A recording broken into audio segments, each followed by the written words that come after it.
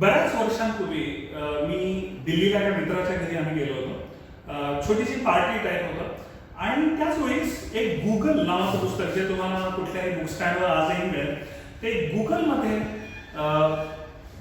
आत काम कसं चालतं याच्यावर ते पुस्तक लिहिलं गेलं होतं, पब्लिश झालं होतं आणि ते आम्ही सगळ्यांनी वाचलं होतं तेव्हा नुकतंच. आम्ही जे तिथे 6-7 लोक होतो आणि मी जसा मॅनेजमेंट कन्सल्टंट आहे या विषयातला, तसे अजून 2-3 लोक होते आणि 2-3 असे लोक होते जे कंपन्यांमध्ये ऑर्गनायझेशन डेव्हलपमेंट मॅनेजर वगैरे या अशा उच्च पदावर होते आणि त्यांचं कामच ते होतं की इंटरनल ऑर्गनायझेशनल बिझनेस मॉडेल वगैरे कसं असलं पाहिजे हे ठरवायचं किंवा त्याची इम्प्रूव्हमेंट कशी करायची.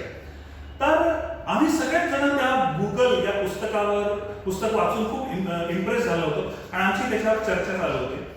आता मी तुम्हाला आधी सांगतो की गुगलचं इंटरनल एन्व्हायरमेंट कसं आहे किंवा त्यांची ऑर्गनायझेशन कशी चालते. तर गुगलच्या सगळ्या इमारती अमेरिकेतल्या ह्या ग्राउंड फ्लोअर किंवा ग्राउंड +1 एवढ्याच आहेत, उंच इमारती नसतात आणि तिथे लोकांना यायचा टाइम नाही आणि तसं जायचंही नाही ऑफकोर्स. पण किती वाजता आलं पाहिजे वगैरे कुणी चेक करत नाही. तिथलं फर्निचर हे असं एकाच साच्यातनं काढल्यासारखं टेबल खुर्च्या नसतात, तर वेगवेगळ्या रंगाचं, वेगवेगळ्या मटेरियलचं, वेगवेगळ्या साईज शेपचं फर्निचर असतं. ते असं वेगवेगळ्या पद्धतीने अरेंज केलेलं असतं. नंतर तिथे तुम्ही येऊन सरळ कामालाच बसलं पाहिजे असं काही बंधनकारक नसतं. तुम्हाला वाटलं तर तुम्ही तुमची टीम घेऊन गेम्स रूममध्ये जाऊन एखादा गेम खेळू शकता किंवा मेडिटेशन रूममध्ये जाऊन तुम्ही मेडिटेशन करू शकता किंवा म्युझिक रूममध्ये जाऊन म्युझिक ऐकू शकता. नंतर अजून एक फार इंटरेस्टिंग गोष्ट किंवा फॅसिलिटी त्यांच्याकडे आहे, ते म्हणजे त्यांचा नियम असा आहे की प्रत्येक एम्प्लॉई पासून कुठल्याही एम्प्लॉई पासून 100 फुटाच्या आत टेबलावर असे स्नॅक्स आणि पेस्ट्री आणि केक आणि सॉफ्ट ड्रिंक्स मांडलेली असतात. सो तुम्हाला कधीही वाटलं तर तुम्ही जाऊन कितीही खाऊ शकता, कितीही चहा कॉफी घेऊ शकता. किंवा त्यांच्या एका एम्प्लॉईने म्हणे एकदा कंप्लेंट केली की माझ्या डेस्क पासून 100 फुटामध्ये कुठेही खायला वस्तू ठेवलेल्या नाही. तर ती तक्रार केली आणि ऍक्च्युअली HR वर लगेच एन्क्वायरी बसली की अरे हा माणसाने तक्रार केली आणि तुम्ही काय त्याची काळजीच घेत नाही. तर तेव्हा HR नी ती इंटरनल केस जिंकली, कारण ते 100 फूट म्हणजे ते म्हणले याच्यापासून 20 फुटावर आहे, कारण ते वरच्या मजल्यावर होतं. म्हणजे लक्षात घ्या की कधीही यायचं, कधीही जायचं, कितीही खा प्या, खेळा, म्युझिक ऐका, मेडिटेशन करा. आता कुणाला असं वर्क कल्चर नकोय.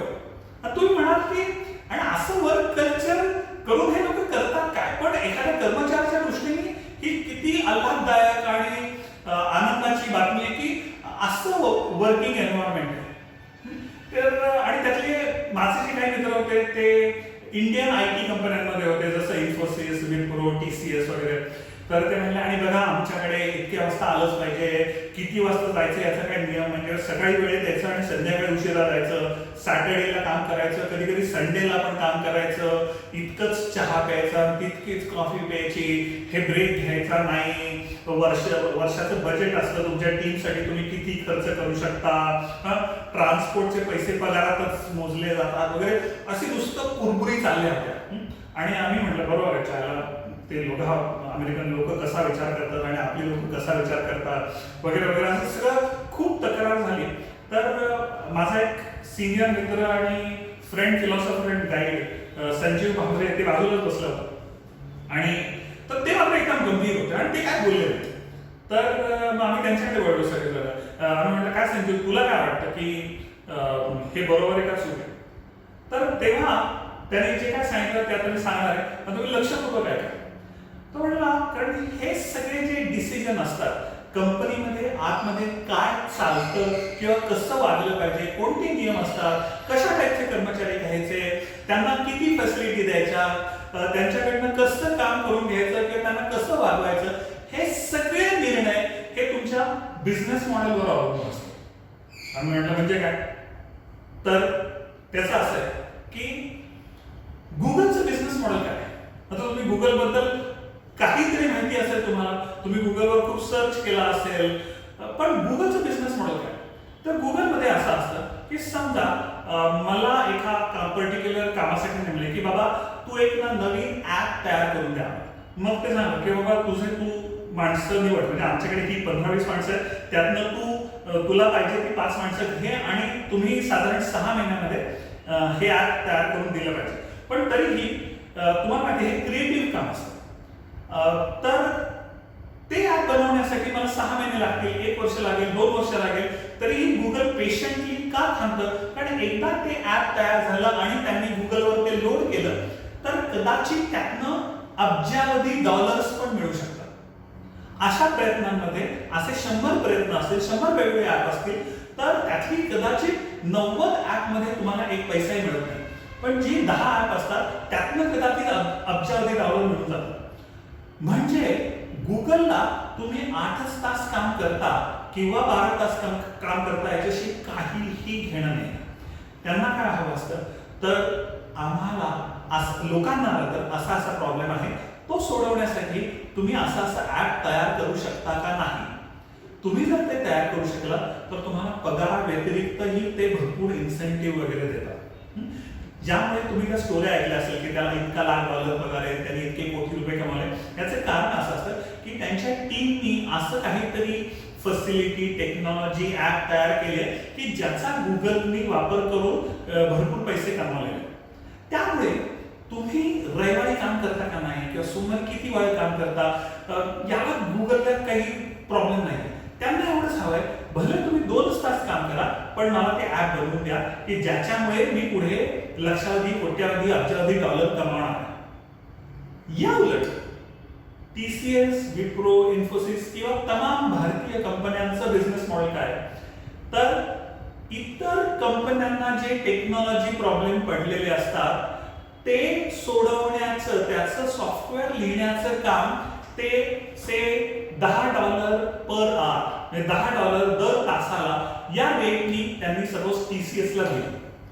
मग टीसीएसचा प्रयत्न काय असतो की ही जी सगळी ऑफिसेस उभं करायची, फॅसिलिटी उभी करायची, लोक रिक्रूट करायची, त्यांना ते काम द्यायचं, कधी कधी शिकवावं लागतं कारण त्या लोकांना ते काम येत नसतं.